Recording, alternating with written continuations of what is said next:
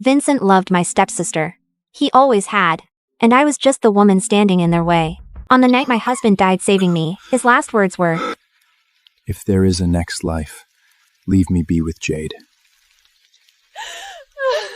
So when I woke up back on the day I begged my father to let me marry him, I chose someone else instead. My first mating ceremony with Vincent, I learned the true weight of hatred. Before the silver moon god, Princess Lydia and Beta Vincent shall mark one another, bite the neck, and seal your bond as mates. Till death do you part. My heart pounded so hard I could hear it in my ears. I stepped forward, my legs barely supporting me, and leaned toward Vincent's neck. A silver moon mark appeared on his wrist, the first sign that the bond was forming, that the goddess had blessed our union. Vincent lowered his head as if to return the gesture.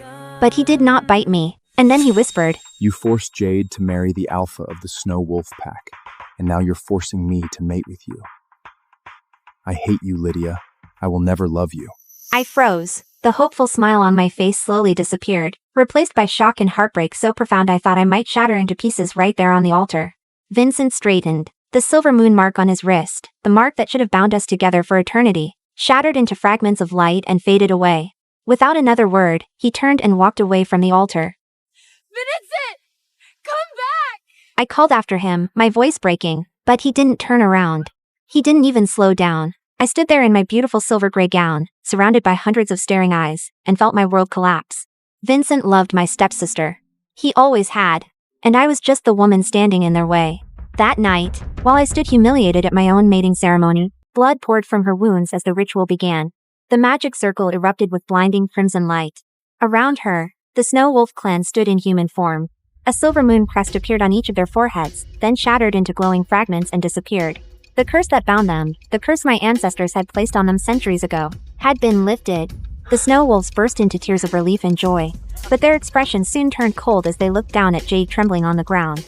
One by one, they transformed into wolves and descended upon her. The Snow Wolves killed Jade on her arrival. They drained her blood to cure their curse. Then they devoured her until nothing remained.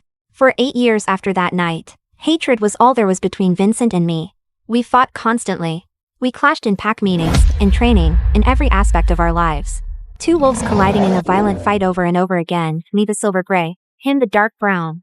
We fought and slammed into each other with savage force until one of us finally pinned the other. Usually, it was him. I would shift back into human form and press my hand against whatever wound I'd earned in the latest battle, watching him disappear into the distance with tears filling my eyes. 8 years of hatred. 8 years of loving someone who would never love me back. When the war with the Snow Wolves finally began, Vincent swore to avenge Jade. But the Snow Wolves were too strong, and soon the forest was filled with the corpses of our kin. I was in human form, covered in wounds and surrounded by Snow Wolves closing in for the kill. I had accepted my fate. After 8 years of misery, death almost seemed like a relief. Suddenly a brown wolf burst through the pack. It was Vincent. He threw me onto his back and raced through the forest as the Snow Wolves pursued us. I clung to his fur, too weak and shocked to do anything else. Vincent reached the ancient altar, the same altar where we had almost become mates 8 years ago, and shifted into human form. I slid down from his back, struggling to stand. Without hesitation, Vincent drew a blade. Blood poured down his body. I stared at him in shock. "Vincent, what are you doing?" Drops of his blood fell onto the altar, and a crimson magic circle appeared beneath my feet. A transparent barrier rose around me, sealing me inside.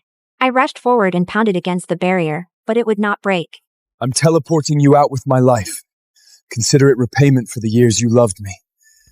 But if there is a next life, leave me be with Jade."